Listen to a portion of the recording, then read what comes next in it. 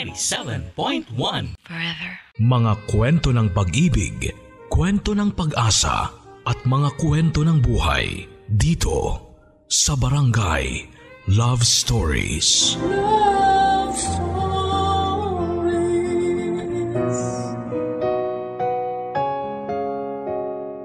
Matindi ang naging epekto ng pandemya sa buong mundo. Ngunit kahit na iisa lang ang ating kinakaharap na pagsubok, hindi lahat ay pare-pareho ang hirap na pinagdaraanan. May ibang pinalad na nakakasakay pa rin sa magagarang sasakyan, ngunit may iba naman na sariling mga paa na lamang ang inaasahan. Dear Papa Dudut, sana po ay nasa maayos po kayong kalagayan kapag nakuha po ninyo ang sulat ko. Itago nyo na lamang po ako sa pangalang Maynard, 32 years old at taga Quezon Province.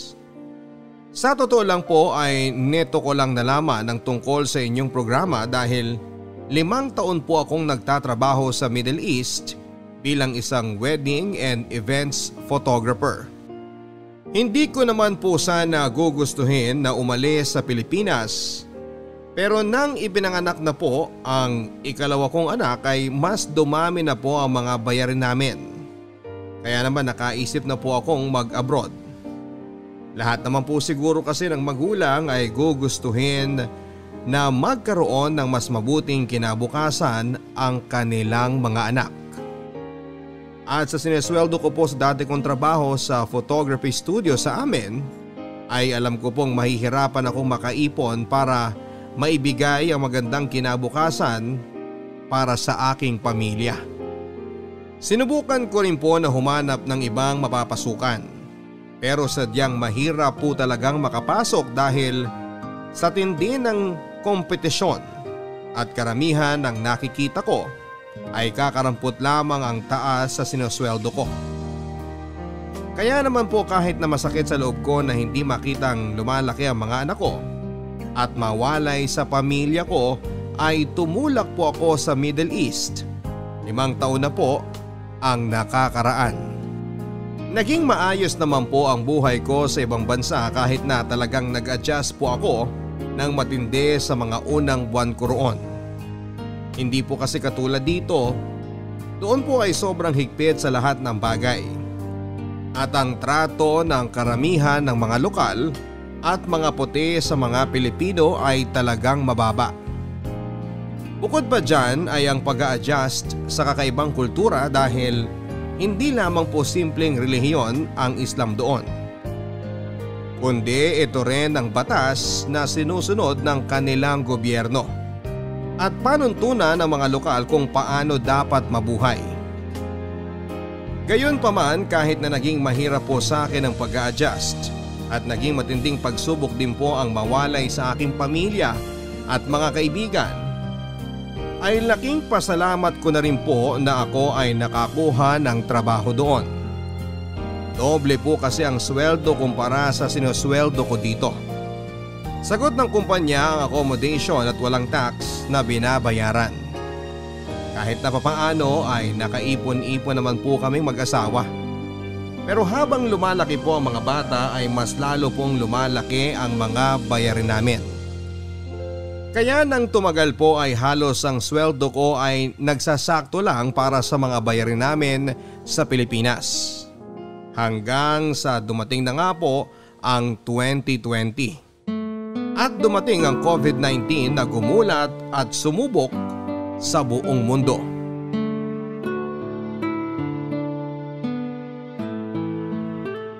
Tol, kinakabahan ako . Mukhang magtatagal pa tong COVID na to. Baka abutin ng buwan na hindi magbukas ulit tong kumpanya natin . Diyos ko, wag naman sana.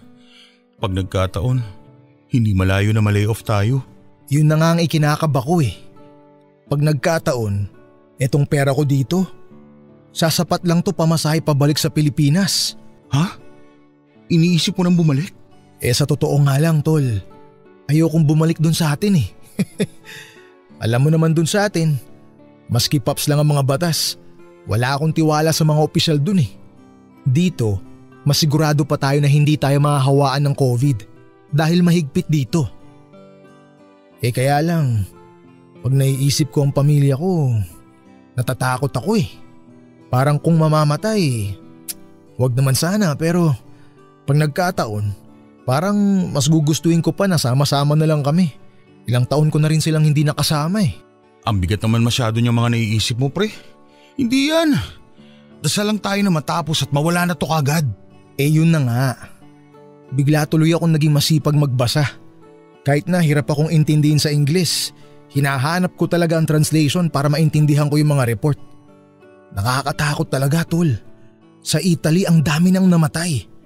Yung iba naman, walang sintomas, yung pala may COVID na. Tapos ang malala yung mga walang sintomas na yun, pwedeng makahawa. At kung mahina ang resistensya mo, todas ka. Lang ya, sa pagod at puyat lang natin dito eh. Tingin ko pag nahawaan ako nun, patay ako agad eh. Ang isipin mo na lang, madali naman daw makaiwas. Basta naka-face mask at magugas ng kamay maigi. Tol, pag tumalsik daw sa mata mo, pwede kang mahawaan. Tapos, pwede ka rin mahawa sa pagkain. Ang tindi nga eh. May nabasa ako, sa Vietnam daw, sinasanitize ng central bank nila lahat ng perang dadaan kasi maski sa paghawak lang ng pera, pwede kang mahawa. Akalain mo nga naman no, may maganda pa rin palang naidulot tong tenga natin sa trabaho. Nakakabasa ka ng maraming kung ano-ano. Tol, mahalaga yan. Sa panahon natin ngayon dapat magbasa-basa ka rin. Kaya lang ang dami ring fake news kaya dapat mas maingat lalo na sa binabasa. Lalo pat hindi mo talaga alam itong kalaban natin. Ay, hindi ako pwedeng mamatay, tol. Hindi ako pwedeng maospital. Kahit na sino sa amin, hindi pwedeng mapahamak. Tol, pag nagkataon, mamamatay na lang ang mga kamag-anak ko at mga magulang ko ng dilat at hindi man lang nakakakita ng ospital dahil wala kaming ipambabayad. Ay, ako rin naman tol eh. Nag-aalala ko. Sakto-sakto lang din ang pera namin. Wala kaming sapat na ipon pang pa-ospital eh. Si Mrs. pinahinto na rin sa trabaho dahil nagsara yung parlor na pinagtatrabahuhan niya. Buti na lang talaga at doon sa Quezon, may mga konting tanim kami doon. Kung magkataon man, may makakain ng pamilya ko doon, maski talbos ng kamote man lang. Oo nga eh. Parang mas delikado nga tayo, tol. Wala tayong kasiguraduhan dito. Nasa ibang bansa pa tayo. Hindi tayo ang prioridad dito. Kaya nga kung bibigyan ng pagkakataon, baka umuwi na nga lang talaga ako. Lumipas po ang isang buwan na tenga kami sa trabaho, Papa Dudut. At bago nga po pumalo ng 1.5 buwan ay nangyari na po ang kinakatakutan namin. Ni-lay off po kami ng aming employer. Sa awa ng Diyos ay kahit na papaano ay binigyan naman kami ng maliit na separation pay. Pero sa halip nga po sana na makauwi kami kaagad ng Pilipinas, ay na-stranded pa po kami doon dahil sa dagsa ng mga Pilipino na nawalan din ng trabaho sa Middle East. Parang nagdilang anghel nga po si Leo na kaibigan ko. At dahil parang nahulaan na nga po niya na tuluyan na kaming malilay off. At ang iba pang posibleng mangyayari ay nakapag-book na po siya kaagad ng flight pabalik ng Pilipinas. Gayunpaman dahil nilimitahan din po ng mga airline ang biyahe nila, ay nakasama pa po namin na may stranded si Leo sa Middle East sa loob ng ilang linggo habang siya po ay naghihintay ng biyahe pabalik. Samantalang kami po halos lahat ng mga kasamahan niya ay minabuti pang maghintay na lamang po na matulungan kami ng gobyerno natin na makabalik sa bansa.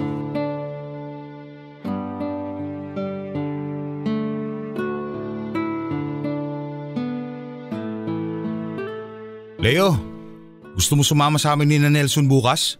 Saan? Sa ospital. Magbebenta ng dugo. Ha? Nakakatakot ngayon pumunta sa ospital, tol. Tol, wala eh. Sagad na rin ako eh. Yung separation pay, pinadala ko pa kay na misis at sa mga magulang ko. Dahil walang-wala na rin sila dun eh. Buti ikaw, may flight ka na, hinihintay mo na lang. Kami, hindi pa namin alam kung hanggang kailan kami dito eh. Walang-wala na nga rin ako tol eh. Nagpadala na rin ako sa pamilya ko dahil wala rin daw silang natatanggap na ayuda. Kaya nga sumama ka na sa amin. Tol, nakakatakot talaga eh. Baka mahawa tayo ng COVID dun. Tapos, takot din talaga ako sa mga turok-turok eh. Walang ya. Ang sabihin mo, mas natatakot ka na kunan ng dugo kesa sa COVID. Ganun na nga.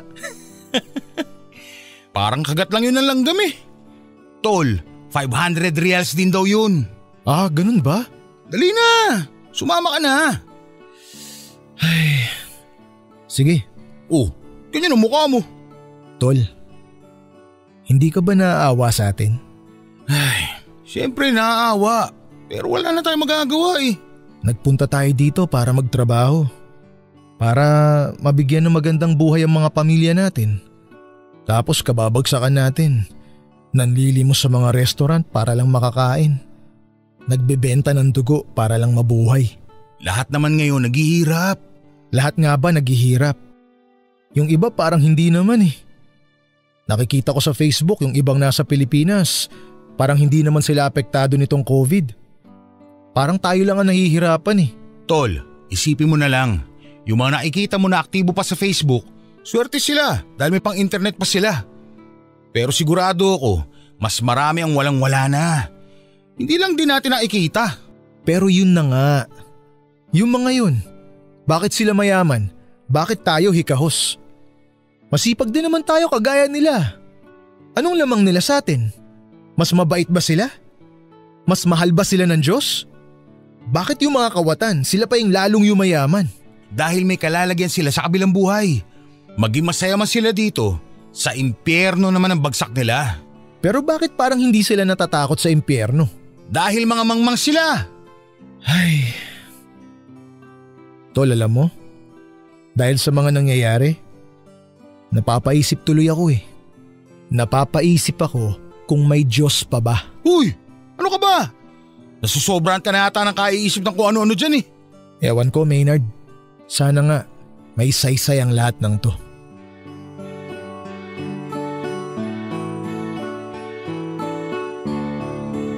Sa totoo lang po, Papa Dudut, ang mas matindi po naming nakalaban sa Middle East habang na-stranded po kami ng mga kasamahan ko doon ay hindi gutom, kundi ang matinding depresyon. Tulad ng sentimiento ni Leo ay naisip ko rin po na bakit ganon ang sinapit namin. Umalis po kami sa Pilipinas para makatakas sa kahirapan. At akala namin ay nakatakas na nga po kami. Pero dumating na naman ang pandemyang ito. At ang kinahinat na namin ay parang mas malala pa. Nagkabaon-baon sa utang sa mga kaibigan at kamag-anak. At umabot na kami sa punto na tumatambay na po kami sa mga restaurant na namimigay ng libreng pagkain na parang mga pulubi. Hindi ko nga lang po masabi kay Leo na mas mabuti pa ang lagay niya kaysa sa amin dahil medyo nakapaghanda siya. At may petsa na lang po siya na hinihintay para makabalik ulit sa Pilipinas. Samantalang kami ay walang kasiguraduhan kung kailan makababalik. Walang kasiguraduhan kung kailan ulit makakakain. Walang kasiguraduhan kung makakaligtas kami sa COVID o sa kagutuman. At sigurado po ako na ganon din ang naiisip ng mga kasamahan ko, Papa Dudut. Hindi na lang po namin pinag-uusapan. Siguro po ay dahil na rin po sa takot na kapag pinag-usapan po namin yon ay ikaka-depress lang namin lalo. Lalo pat may mga nabalitaan na rin kaming mga OFW na hindi na kinaya at nagpakamatay na lang. Lumipas ang mga linggo at nakaalis na nga po si Leo sa Middle East at nakabalik na sa kanyang pamilya sa Pilipinas. Inggit na inggit po kaming lahat, Papa Dudut. At sa totoo lang, nang nakaalis na po si Leo ay parang mas na-depress at natakot din kami ng mga kasamahan ko. Nakatakas na si Leo samantalang kami ay naroon pa rin. Stranded. Walang makain at hindi alam kung ilang buwan pa ang hihintayin bago makabalik sa Pilipinas. Lahat po kami ng mga kasamahan ko ay nangayayat na papadudot. At sa totoo lang, umabot na nga po kami sa punto na naging manhid na kami na manlimos sa mga kakilalang Pilipino at pumila sa mga soup kitchen para lamang makakain. Kung dati nahihiya pa kami, umabot na kami sa punto na ang panlilimos na ang naging new normal sa amin. Nawala na po kami ng dignidad, ng kumpiyansa sa sarili, ng pag-asa. Sa awa po ng Diyos, pagdating ng Agosto matapos ng 5 buwan naming pagkakastranded sa Middle East, ay nakabalik na rin po kami ng mga kasamahan ko sa trabaho sa Pilipinas.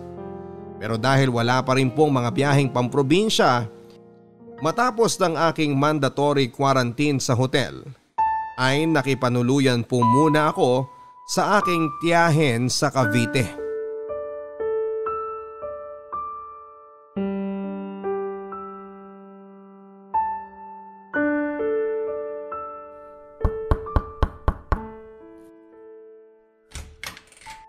Magandang tanghali po, Tiang Elsie. Long time no see po. Oh, akala ko ba mamayang hapon pa ang dating mo? Pasensya na ho. Kinailangan ko po mag-check out ng maaga kasi kailangan daw po linisin yung kwarto para sa susunod na gagamit. Nako, paano ba yan? Hindi pa rin namin naayos yung tutuluyan mo dito. Ganun po ba? Ay, teka nga, teka.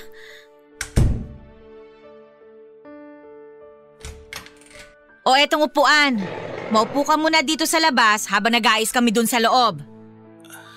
Salamat po talaga, Tiang. Dante, andyan na si Maynard. Nako, akala ko ba mamaya pang hapon yung darating? Kaya nga Tulungan mo na nga muna akong ayusin yung kwarto sa kabila. Paano yan? Dadaan-daan yan sa mga kwarto natin. Si Bless, napaka-arte pa naman ng anak mo na yan. Ayaw daw niya makatabi ng kwarto yung pamangkin mo. Ano? Akala ko ba napag-usapan na natin ito? Ayaw nga, nagdadabog kanina. Paano ngayon yan? Andiyan na siya sa labas. Bakit kaya hindi na lang dun sa ilalim ng hagdanan natin para malapit sa CR? Para konti lang iikutan yan dito sa bahay. Paano nga yun? Naka-expose din sa atin. Takpan na lang natin ng plastic na kortina yung paligid. Tapos yung mga karton na lang dyan, yun yung gawin niyang higaan. Naku naman, hindi kakasya yung espasyo dun sa nakahigang tao. Ano ka ba naman? Gawan niya na lang ng paraan. Mabuti nga yan, may tumanggap sa kanya dito Pag may nahawa sa atin, patay tayo. Nag-quarantine na naman daw siya at negative naman daw yung test. Paano kung may nakuha yan habang naka-quarantine? O kaya sa daan habang papunta yan dito? Uy, ano pa nga ba magagawa natin nandyan na yan? Alangan namang itaboy natin yan. Ako lang naman ang kamag-anak niyan dito. Kaya nga, wag na siyang umarte. Doon na siya sa ilalim ng hagdanan. O siya. Sige na. Tulungan mo na lang ako magkapit ng kurtina doon sa paligid nun.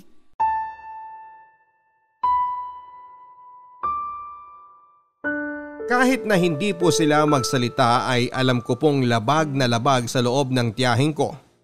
At lalo na ng pamilya niya ang pakikipanuluyan ko sa kanila, Papa Dudut. Hindi ko rin naman po sila gaanong masisi. Lalo pat may pandemya nga po. At mabuti rin naman talaga ang mag-ingat ng husto kesa magsisi na lang sa huli. Gayon pa man ay sumama din ng kaunti ang loob ko dahil pwede naman po nila akong pakitunguhan ng maayos at hindi singhalan. Pero parang hindi po sila nahihiya na ipakita sa akin na pinandidirihan nila ako. Ang ibinigay po nilang espasyo sa akin sa kanilang bahay ay napakaliit. Sa ilalim lang po ng hagdanan na halos isang dipa lamang ang laki. At hindi po ako makapag-stretch ng maayos. Dahil kapag ginawa ko po yon, ay lalampas ang paa ko sa kurtina. Kaya ang ginawa ko na lang po ay nakakahiga lang po ako ng maayos kapag alam kong tulog na silang lahat. At nag-a-alarm na lang po ako ng maaga para bago sila magising ay hindi na nila maabutan na nakastretch ang pako sa labas ng kurtina. Dahil parang nilagay din nila ako sa quarantine, ay nakakalabas lamang ako ng spasyong yon kapag magsi-CR. Pero sa oras ng pagkain ay ini-slide na lang po nila ang pagkain na nasa disposable na plato at mga kubyertos sa ilalim ng kurtina. Awang-awa na po ako sa sarili ko noon, Papa Dudut. Kung sa Middle East ay pakiramdam ko ay naging pulubi ako. Pagdating ko naman sa Pilipinas ay nakipanuluyan ako sa mga kamag-anak. Pakiramdam ko ay parang nasa Bartolina ako na may nakakahawang sakit. At sa kasamaang palad pa, dahil na rin siguro sa kakulangan ng maayos na pagkain, tulog at sikat ng araw sa loob ng halos 1 linggo, ay nagkasakit po ako.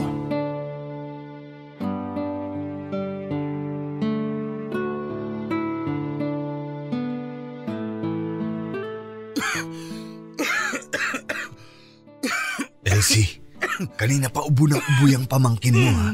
Baka may COVID na yan. Hindi naman siguro. Pag nagkataon, todas tayong lahat dito. May sakit pa naman ako sa puso. Anong gagawin natin? Alangan naman palayasin natin yan. Kesa naman dito yung mga hawa. Hindi pa naman tayo sigurado eh. Gusto mo papuntahin natin dun sa ospital? At sino magbabayad? O edi dalhin natin sa public para libre. Tanga! Sa tingin mo sa panahon ngayon may totoong libre pa? Magbabayad at magbabayad ka pa rin dun. Saan tayo kukuha ng pera? Baka naman may konti pa siyang pera. Sa itsura niyan, tingin mo may pera yan? Nakapag OFW naman yan eh. Baka may naitabi sa bangko o kung saan man. Ay nako, kung may pera yan sa bangko, bakit dito pa tumuloy at hindi nag-hotel? Hintayin na lang natin. Baka naman simpleng trangkaso lang yan. Hintayin? Paano kung COVID na yan? Hassle na nga yan dahil tuwing bumababa tayo dito, kailangang naka-face mask tayo. Paano pa kung may COVID yan? Magkakalat yan dito. Ang liit lang ng bahay natin. Oy, teka nga. Sige, kakausapin ko. Kasama ako. Maynard. Po? Kanina pa yung ubo mo na yan ah. May lagnat ka na ba? Parang medyo mainit po yata ako. Magpatingin ka na kaya sa doktor. Hindi na po muna siguro. Baka trangkaso lang naman po ito. May plema naman po yung ubo ko eh. Dry cough daw po pagka COVID. Tingnan mo, may plema. Saan yan dinudura plema niyan? Baka kakalat yan dito. Mas mabuti na siguro yung magpatingin ka na. Baka kung ano na yan, Maynard. Chang, wala na po akong pera pang pagamot eh. Sa public naman libre ah. Hindi daw po, Chang eh. At saka baka hindi rin ako tanggapin kaagad dahil marami ang kaso ng COVID. Paano kung may COVID ka na rin? Wala naman po siguro. Maynard, mas mabuti pa mag-impake ka na ng mga gamit mo at mahirap na. Po? Aba mahirap na. May sakit ako sa puso. Ang tiyan mo may edad na rin. Paano kung COVID na yan? Mas mabuti nang makasiguro. Chong, walang-wala na po akong pera. Wala na po akong matutuluyan. Kaya nga sa ospital ka na dumiretso. Tapos makiusap ka na lang na saka ka na magbabayad. Chong, ang alam ko po, hindi po sila basta-basta tumatanggap doon ng simpleng trangkaso lang. Kailangan may ibang sintomas eh. Wala akong pakialam, Maynard! Usapan na ng buhay to! Hindi ka pa pwede dito! Iimpake mo na yung mga gamit mo at pumunta ka sa ospital. At kung wala ka namang COVID, mabuti pang dumiretso ka na sa Quezon. Chong, wala pa pong biyahe ngayon. Gawan mo na lang ng paraan! Basta hindi ka na pa pwede dito. Mamaya, matapos mong mananghalian, umalis ka na!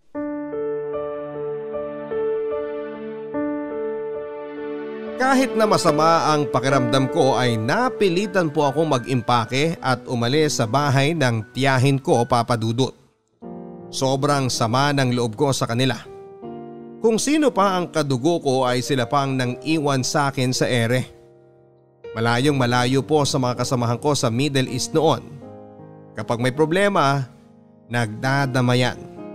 Kapag may nakuhang pagkain, imbis na solohin na ipapamahagi pa sa ibang mga kasamahan na nagugutom din. Ang pinakamasaklap pa po dyan, Papa Dudut, ay noong nagkasakit po ang anak nina Tiang Elsie at Tiang Dante. At nangangailangan ng pera ay isa ako sa mga unang tumulong sa kanila. Pero siguro po ay sa oras ng kagipitan ay doon talaga lumalabas ang totoong kulay at ugali ng mga tao. Gustuhin ko mang isumbat sa kanila yon, ay hindi ko na lang po ginawa at umalis na ako. Dumiretso po ako sa ospital pagkagaling sa bahay ng tiyahin ko. Pero pagdating ko po sa ospital ay hindi rin ako tinanggap dahil punong-puno na raw sila ng mga pasyente. At hindi naman po ako malala katulad ng iba. At hindi naman sapat ang sintomas ko para masabing suspected COVID na. At totoo naman po yon. Sa katunayan nga po pagdating ko doon ay nawala na rin po ang lagnat at sakit ng ulo ko. Inalok din naman po ako ng magpa-testing pero tinanggihan ko na lang din dahil hindi rin naman libre. Kaya umalis na lamang po ako ng ospital, Papa Dudut. Pero sa halip na bumalik sa bahay ng tiyahin ko, ay mas pinili ko na lang po na tumuloy sa bus station para magbaka sakali na makasakay na pauwi ng probinsya. At tulad po ng inaasahan, pagdating ko po sa bus station ay wala pa rin pong biyahe pauwi sa probinsya. Hindi pa raw po nila matiyak kung kailan papayagan muli. At dahil hindi rin naman po ako pwedeng tumambay doon sa istasyon, ay naghanap na lang po ako ng masisilungan. Naglakad po ako at nakakita ng overpass na walkway. At doon na lamang po ako naglatag ng karton at nagpalipas ng gabi. Sa puntong yon ay kulang-kulang 500 na lamang po ang natitirang pera ko. Halos sakto sa pamasahe sa bus papauwi sa amin. Naisangla ko na rin po ang lahat ng aking kagamitan. Maski ang smartphone ko ay matagal ko na rin pong naisangla. Bumili na lamang po ako ng isang mumurahing cellphone na pang text at tawag lang po halos ang pwedeng gawin. Kahit na wala na rin pong load ay kinaingat-ingatan ko po ang cellphone ko na yon dahil yun na lang po ang connection ko sa aking pamilya sa Quezon.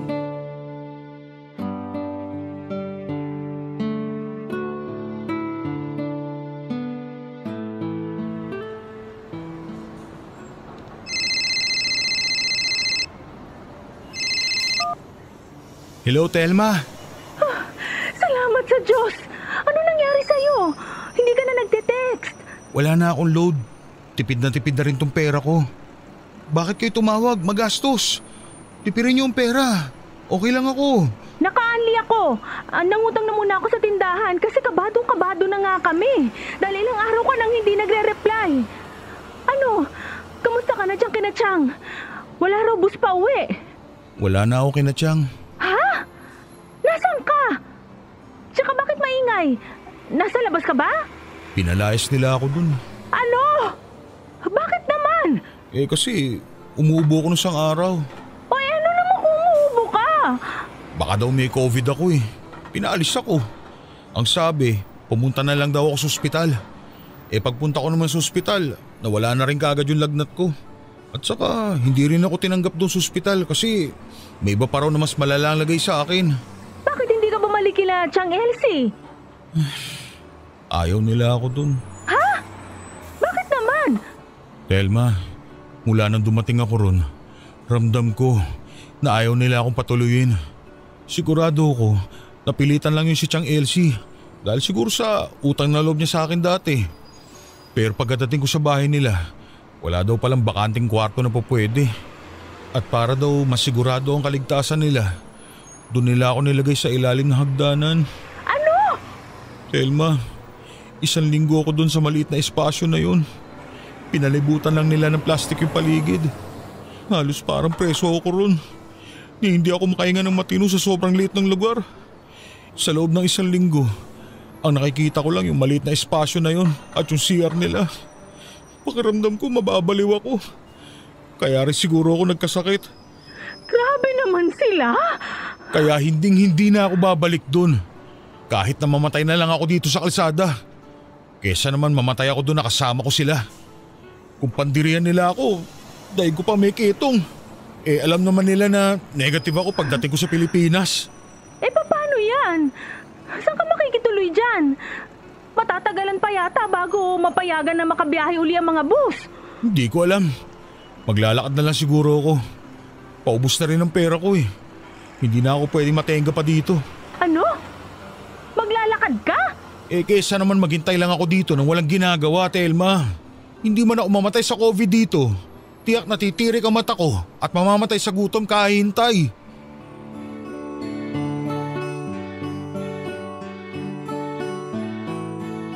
Nagpasya po ako na maglakad na lang mula sa Cavite hanggang sa Quezon, Papadudut. Ang natitirang pera na dapat sana ipamasahe ko ay tinipid ko na lamang po ng husto para may pangkain. Bumili na rin po ako ng mga biskwit at tubig na mababaong ko sa paglalakad. Sa gabi ay kung saan po ako matapat na lugar sa daan ay naghahanap na lamang po ako ng sulok na po pwede kong malatagan ng karton at maaaring palipasan ng gabi. Nung minsan nga po pagising ko ay may nakita akong mga barya sa tabi ko. Napagkamalan talaga akong pulubi. Gayon pa man ay kinuha ko na rin po ang mga barya dahil bawat piso sa mga panahon na yon ay napakahalaga na. Kapag may nadadaanan ay naging alerto na rin po ang mata ko sa maaari kong mapakinabangan. Isang beses po ay nakakita ako ng tinapo na sirasirang trapal at kinuha ko po yon. Maulan na rin po kasi ng mga panahon na yon. At napakinabangan ko ng husto ang sirasirang trapal nang minsang maabutan ako ng ulan sa isang ilang na lugar. Sa puntong yon ay hindi na po ako nakakaisip ng kung ano pang lungkot o pagod o hirap. Ang gusto ko na lang po ay makauwi na ako kaagad sa amin. 3 araw na po akong naglalakad noon. At sa isip-isip ko, konting tiis na lang ay makakauwi na rin po ako sa amin.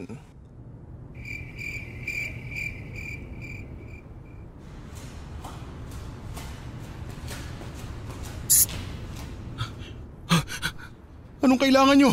May isa pa kaming kasama dyan sa sulok. 3 kami. Huwag ka nang umalma. Bakit? Ibigay mo sa amin yung bag mo. Ano? Ibigay mo sa amin yung backpack mo.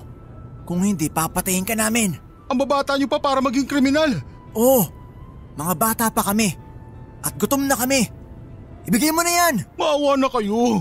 Wala namang laman yan eh. Wala na rin akong kapera-pera. Parang ahawa nyo na. Kaya nga naglalakad na lang ako eh. Baka uwi lang. Galing pa akong Cavite.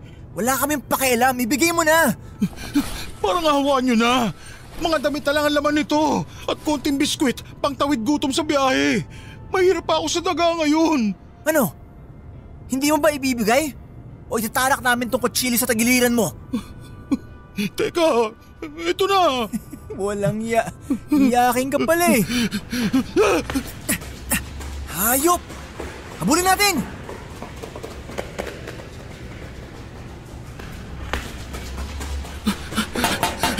Tulungan niyo ako! Tulungan niyo ako!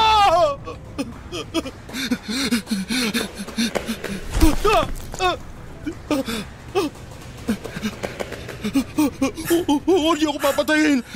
Huwag niyo ako papatayin! Parang ahawa niyo na! Ito na! Ibibigay ko na! Hayop ka! Pinagod mo kami! Akin yan! Ito na! Tara na! Baka may makakita pa sa atin!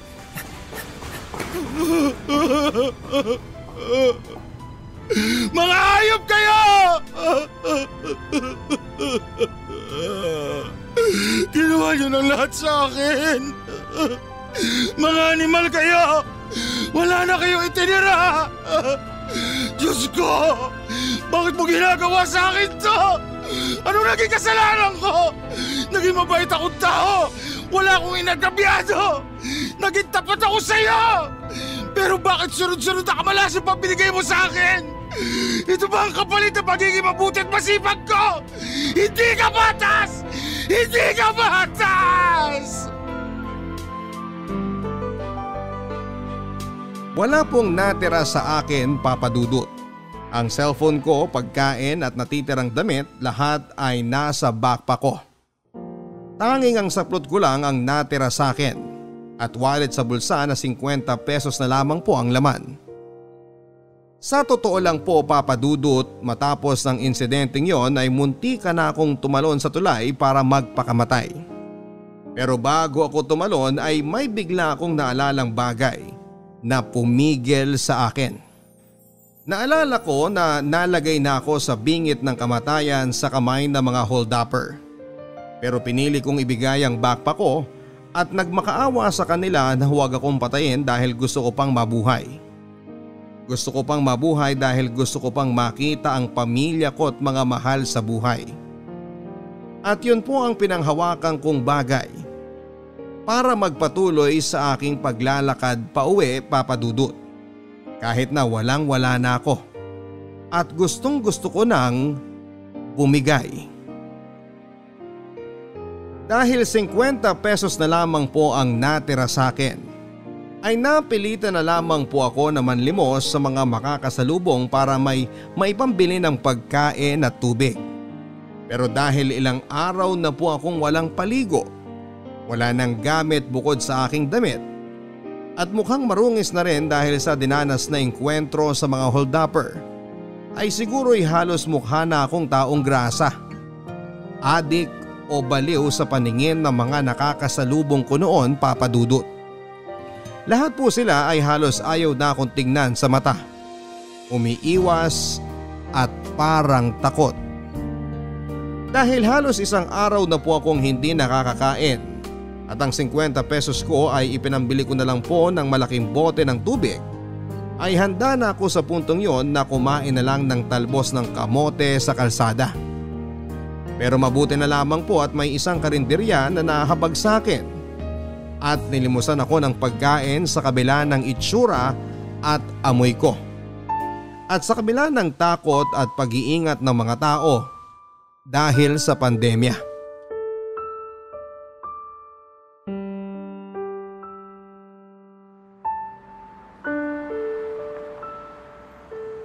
Nay, baka po pwedeng makahingi ng konting makakain. Pasensya na ho. Anak, sandali. Ako po? Halika, lumapit ka dito. Diyan ka na lang muna maupo sa gilid dahil kailangan may social distancing tayo.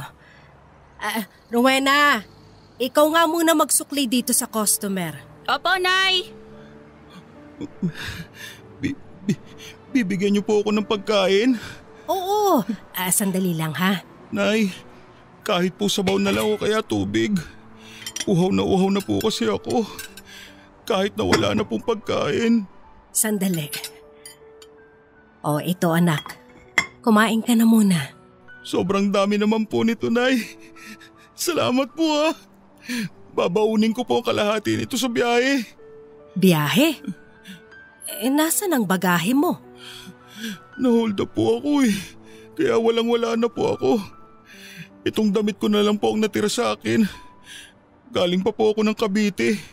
Maglilimang araw na po ako naglalakad. Ha? Opo. Ay, pambihira naman. Saan ba ang bahay mo? Sa Tiaong pa po. Hala! Ilang araw ka pa maglalakad niyan? Ayos lang po. Ang mahalaga po makauwi. Ang layo na po ng narating ko. Ngayon pa po ba ako susuko? Ay, naku. Alam mo kung meron lang kami talagang sasakyan dito, ipahahatid na kita. Kaso pobre lang din naman kami. Ay, teka. Ito. Idagdag mo na tong 200 dyan sa'yo, ha? Baka sakaling may makasalubong kang tricycle. O kung ano pa man na pwedeng rentahan. O kung di man, pambili mo na ng pagkain sa biyahe. Po? Pasensya ka na at yan lang. Kapusting kami dito Nangalahati ang benta ko. Lahat ng tao ngayon gipit at nagtitipid kaya hindi na rin bumibili sa karinderya. Maraming salamat po sa inyo. Oo. Na. Sige na, hindi na kita istorbohin sa pagkain. Magpahinga ka rin muna dito ha, kahit ilang oras pa. Bigyan na rin kita ng extrang face mask kasi parang napakarumi na niyang suot mo. Salamat po. Maraming salamat po. Hulog po kayo ng langit. Sige, kain na.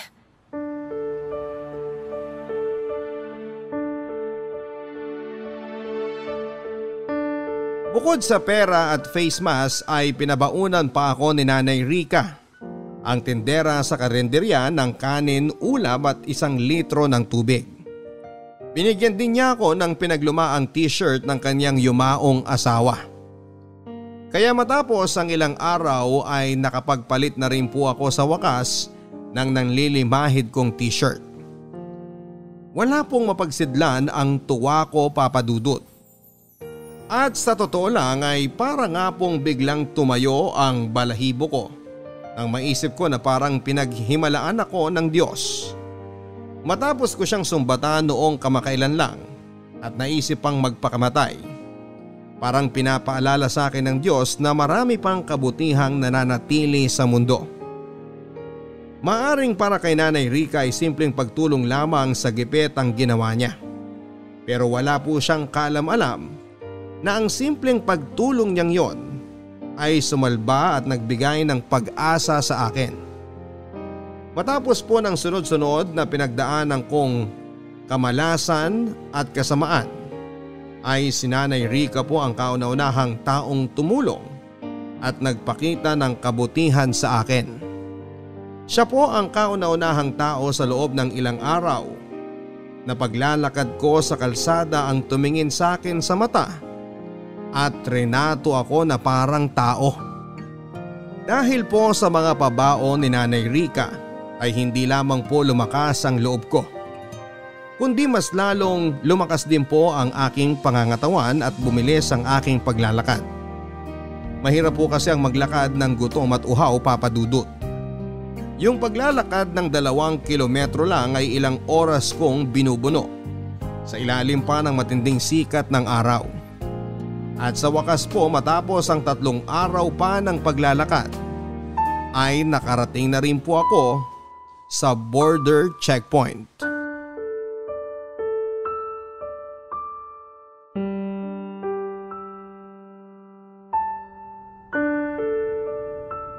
Saan ka pupunta? Sa Chaong po. Anong pakay mo ron? Doon po ako nakatira. Saan ka galing? Sa Cavite ho. Cavite? Paano ka nakarating dito? Naglakad lang ho. Naglakad? Anong ginawa mo sa Cavite? Nakituloy po muna ako sa mga kamag-anak ko doon. Galing po ako ng Middle East.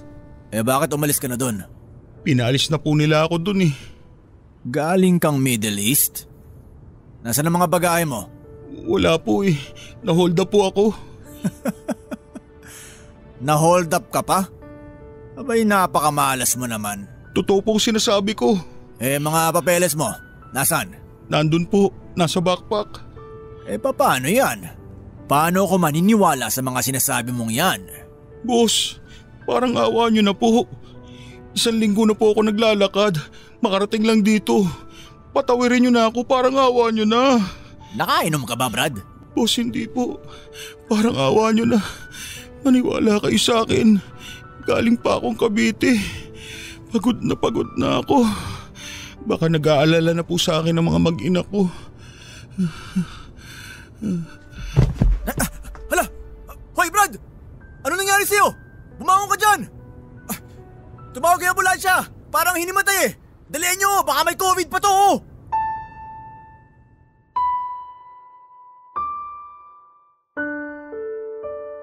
Nag-collapse po ako nang makarating na ako sa provincial border, Papa Dudut. Siguro'y halo-halong gutom, pagod, uhaw at panghihina nang ayaw pa akong patawirin ng mga nasa checkpoint dahil wala akong dalang mga papel at nagsususpecha sila sa aking itsura. Mabuti na lang din po at may mga ID ako sa wallet. Kaya natukoy po nila ang aking address at iba pang impormasyon. Nang mahimasmasan po ako ay nasa ospital na ako. Matapos po noon ay binigyan ulit nila ako ng test para masiguradong hindi ako positibo sa COVID. At matapos nga po ng panibagong quarantine, inihatid po nila ako sa bahay. At sa wakas ay nakasama ko ng muli ang pamilya ko. Naalalang-alala na po sa mga nangyari sa akin. Dahil sa aking karanasan ay nagkaroon po ako ng panibagong lakas at pananampalataya sa Panginoon.